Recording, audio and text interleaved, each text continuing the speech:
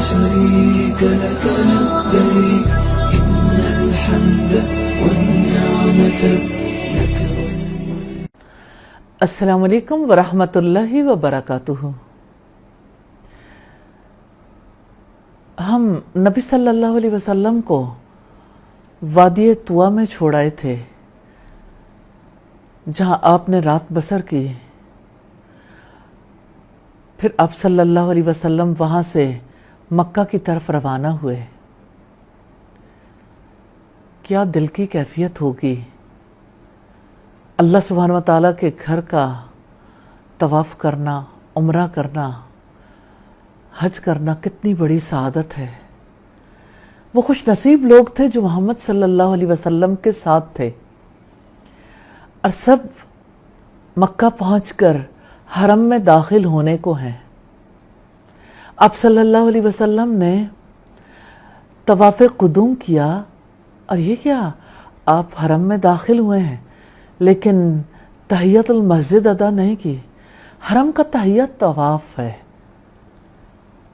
حرم میں جو بھی عمرہ کی نیت سے جائے گا یا طواف کی نیت سے جائے گا تو وہ تحیت المسجد ادا نہیں کرے گا۔ اب صلی اللہ علیہ وسلم نے مسجد حرام میں داخل ہو کر طواف کا آغاز کیا۔ حجر اسود کے پاس پہنچ کر آپ کی کیا کیفیت تھی! آپ نے حجر اسود کا استلام کیا، اس کو چوما، دیر تک روتے رہے۔ دل کی کیا کیفیت ہوگی! کیسے نبوت سے 5 سال پہلے آپ نے اسی حجر اسود کو نصب کیا تھا۔ انسان کی ایسوسیشنز انسان کو کتنا زیادہ موٹیویٹ کرتی ہیں، اسے کس مقام تک لے جاتی ہیں۔ آپ کے ساتھ دوسرے لوگوں نے بھی حجر اسود کا استلام کیا۔ پھر آپ صلی اللہ علیہ وسلم نے طواف شروع کرنے سے پہلے اپنا دایاں کندھا احرام سے باہر کر لیا، احرام کی چادر سے باہر کر کے بائیں کندھے پر چادر کے دونوں حصے ڈالے، اور یوں آپ صلی اللہ علیہ وسلم نے یہ حالت استباء اختیار کی اور چھوٹے قدموں کے ساتھ طواف کا آغاز کیا، اللہ سبحانہ و تعالیٰ کا ذکر کرتے ہوئے، اس سے دعائیں کرتے ہوئے۔ تھوڑا تیز قدموں کے ساتھ آپ صلی اللہ علیہ وسلم طواف کر رہے تھے۔ آپ نے اس دوران نہ تو باب کعبہ پر جا کر کوئی خاص دعا کی، نہ میزاب رحمت کے نیچے، نہ کسی اور مقام پر۔ ہاں، رکن یمانی اور حجر اسود کے درمیان آپ نے یہ دعا کی، ربنا آتنا فی الدنیا حسنہ وفی الآخرۃ حسنہ وقنا عذاب النار۔ اے ہمارے رب، ہمیں دنیا اور آخرت میں بھلائیاں عطا فرما اور ہمیں آگ کے عذاب سے بچا لے۔ آپ نے یوں ہی 3 چکر چھوٹے قدموں کے ساتھ تھوڑا تیز چل کر گزارے۔ پھر آپ صلی اللہ علیہ وسلم نے نارملی باقی 4 چکر بھی پورے کیے۔ ان 7 چکروں میں آپ صلی اللہ علیہ وسلم کی اس کے علاوہ خاص دعا نہیں تھی۔ ہاں، اللہ سبحانہ و تعالیٰ کا ذکر اور باقی دعائیں جاری رہیں۔ پھر آپ صلی اللہ علیہ وسلم طواف مکمل کرنے کے بعد مقام ابراہیم کی طرف بڑھے، اور سورہ البقرہ کی آیت نمبر 125 یوں پڑھی، وَاتَّخِذُوا مِن مَّقَامِ إِبْرَاهِيمَ مُصَلًّى۔ اور آپ صلی اللہ علیہ وسلم وہاں پہنچ کر 2 رکعت واجب الطواف یوں ادا کرنے لگے کہ آپ نے پہلی رکعت میں سورہ الفاتحہ کے بعد سورہ الکافرون، اور دوسری رکعت میں سورہ الفاتحہ کے بعد سورہ الاخلاص تلاوت کی۔ واجب الطواف ادا کرنے کے بعد آپ صلی اللہ علیہ وسلم بئر زمزم پر گئے، پانی پیا، سر پہ بھی ڈالا، پھر آپ دوبارہ حجر اسود کی طرف گئے، اسے چوما اور پھر صفا کی طرف چلے گئے۔ صفا کے بھی بھاگ جاگ اٹھے۔ آپ صلی اللہ علیہ وسلم نے صفا پر کھڑے ہو کر بیت اللہ کی طرف رخ کیا اور آپ نے فرمایا ابدؤ بما بدا اللہ بہ، میں بھی اسی سے ابتدا کرتا ہوں جس سے اللہ سبحانہ و تعالیٰ نے ابتدا کی۔ پھر آپ اللہ سبحانہ و تعالیٰ کی بڑائی، اس کی تسبیح اور اس کی بزرگی بیان کرنے لگے۔ آپ صلی اللہ علیہ وسلم صفا کی طرف بڑھے، وہاں پہنچ کر آپ نے فرمایا ان الصفا والمروۃ من شعائر اللہ، بے شک صفا اور مروہ اللہ تعالیٰ کی نشانیوں میں سے ہیں۔ جانتے ہیں یہ کس چیز کی نشانیاں ہیں؟ یہ تو صبر کی نشانیاں ہیں۔ ایک صابرہ عورت جو مصر سے اللہ کے حکم سے اپنے شوہر سیدنا ابراہیم علیہ السلام کے ساتھ نکلی تھی، دودھ پیتے بچے کے ساتھ، کیسے وہ اس وادی میں تنہا چھوڑ دی گئی تھیں، کیسے انہوں نے صفا اور مروہ کے درمیان چکر کاٹے تھے۔ آج جو بھی حج یا عمرہ کرنے کے لیے جاتا ہے وہ سیدہ ہاجرہ کی اقتداء میں اللہ سبحانہ و تعالیٰ کے حکم سے صحیح کرتا ہے۔ آپ صلی اللہ علیہ وسلم نے قرآن مجید کے یہ الفاظ دہرائے اور آپ نے فرمایا بیت اللہ کی طرف رخ کر کے ابدؤ بما بدا اللہ بہ، میں اسی سے ابتدا کرتا ہوں جس سے اللہ سبحانہ و تعالیٰ نے ابتدا کی۔ آپ بیت اللہ کی طرف دیکھ رہے تھے، اللہ سبحانہ و تعالیٰ کی تسبیح، اس کی حمد، اس کی بڑائی بیان کر رہے تھے۔ لا الہ الا اللہ وحدہ لا شریک لہ، لہ الملک ولہ الحمد وہو علی کل شیء قدیر۔ اللہ تعالیٰ کے سوا کوئی معبود نہیں ہے، وہ ایک ہے، اس کا کوئی شریک نہیں، وہ ہر چیز پر پوری قدرت رکھنے والا ہے۔ لا الہ الا اللہ وحدہ، اللہ کے سوا کوئی معبود نہیں، وہ ایک ہے۔ انجز وعدہ، اس نے اپنے وعدے پورے کر دیے۔ نصر عبدہ، اس نے اپنے بندے کی مدد کی۔ وہزم الاحزاب وحدہ، اور اس نے سارے لشکروں کو شکست دے دی۔ سبحان اللہ۔ آپ صلی اللہ علیہ وسلم نے اللہ سبحانہ و تعالیٰ کی بڑائی بیان کرتے ہوئے جو الفاظ کہے، حج پہ جانے والا، عمرہ کرنے والا ہر شخص وہی الفاظ دہراتا ہے۔ آپ نے 3 بار یہ الفاظ دہرائے اور آپ اللہ سبحانہ و تعالیٰ سے دعا کرتے رہے۔ پھر آپ مروہ کی طرف بڑھے، جب تک آپ کے قدم صفا سے اترتے ہوئے زمین تک نہیں ٹکے، اس وقت تک آپ آہستہ چلتے رہے۔ جو ہی آپ وادی میں اترے تو آپ نے بھاگنا شروع کیا،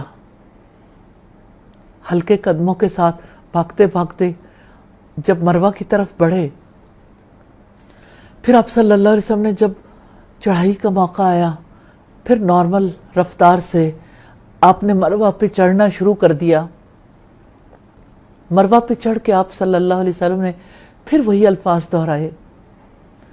بیت اللہ کی طرف رخ کر کے آپ نے 3 بار لا الہ الا اللہ وحدہ لا شریک لہ، لہ الملک ولہ الحمد وہو علی کل شیء قدیر، لا الہ الا اللہ وحدہ انجز وعدہ نصر عبدہ وہزم الاحزاب وحدہ۔ یہ الفاظ آپ نے 3 بار دہرائے، دعا کرتے رہے۔ پھر آپ مروہ سے صفا کی طرف آئے، آپ نے 7 چکر پورے کیے۔ جب آپ 7ویں چکر پر مروہ پہ پہنچے، اس موقع پر آپ صلی اللہ علیہ وسلم نے اپنے ساتھیوں سے کہا، جو لوگ قربانی ساتھ لے کر آئے ہیں وہ اپنے حج کے احرام کو جاری رکھیں، اور جو لوگ قربانی ساتھ نہیں لائے وہ بال کٹوائیں اور احرام کھول دیں، حلال ہو جائیں۔ اس موقع پر لوگوں کے اندر تعجب تھا۔ لوگوں نے بار بار آپ سے سوال کیا کہ ہم مکمل طور پر حلال ہو جائیں۔ لوگوں نے ایک دوسرے سے بات چیت بھی کی کہ ہم تو حج کی نیت سے نکلے تھے، اب جب کہ 4 یا 5 دن رہ گئے عرفات پہنچنے میں، اب ہم مکمل طور پر حلال ہو جائیں۔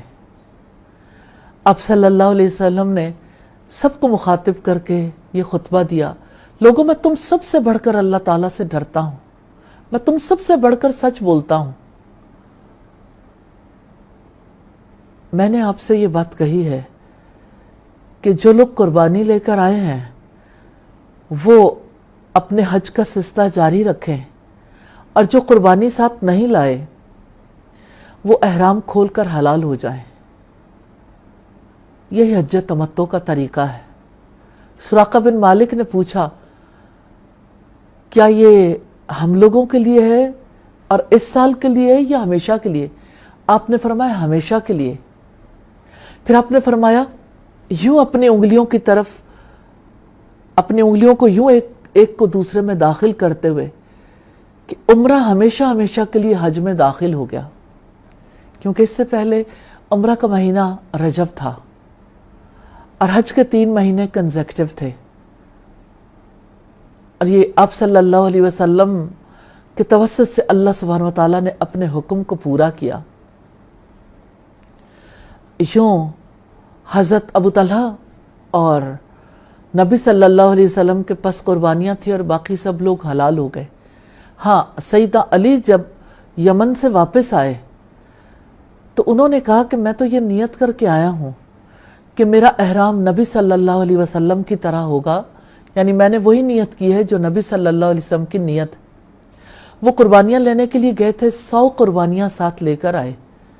آپ صلی اللہ علیہ وسلم نے فرمایا کہ آپ کا احرام بھی وہی ہے، یعنی آپ حج اور عمرہ ایک ہی احرام میں کرو گے۔ سیدنا علی گھر گئے تو سیدہ فاطمہ کو دیکھا کہ انہوں نے نہا دھو کے رنگین کپڑے پہنے ہیں، سرما لگایا ہے، تو خفا ہوئے اور کہنے لگے کہ یہ کیا ہوا، اور میں اس بات سے اتفاق نہیں کرتا جب تک کہ میں نبی صلی اللہ علیہ وسلم سے فتویٰ نہ لے لوں۔ سیدہ فاطمہ نے کہا میں نے ان کے حکم سے یہ سب کچھ کیا۔ اس کے باوجود سیدنا علی رضی اللہ تعالیٰ عنہ نبی صلی اللہ علیہ وسلم کے پاس گئے اور انہیں کہا کہ اللہ کے رسول ہمیں بتائیے کہ کیا یہ آپ نے حکم دیا کہ عمرہ ادا کرنے کے بعد احرام کھول دیں اور 8ویں ذوالحجہ کو اپنی جگہ سے دوبارہ احرام باندھ لیں؟ فاطمہ نے تو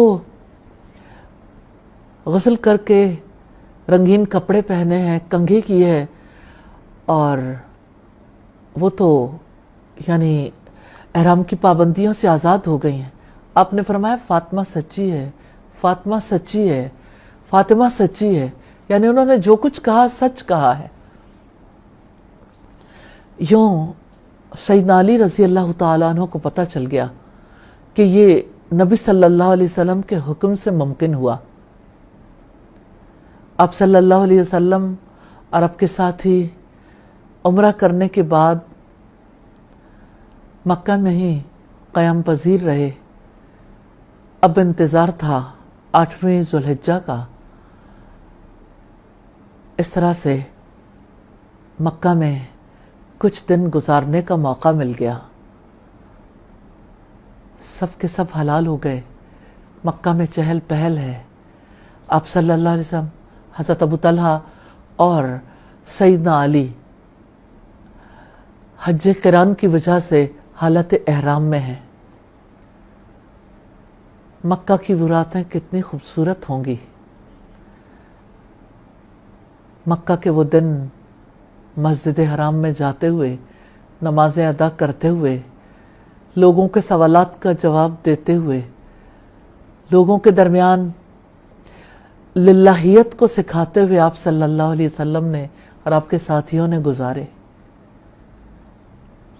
یوں حج کا یہ پہلا حصہ مکمل ہوا، یعنی عمرہ حج تمتع کا یہ سلسلہ. انشاءاللہ آگے کے معاملات ہم آئندہ دیکھیں گے.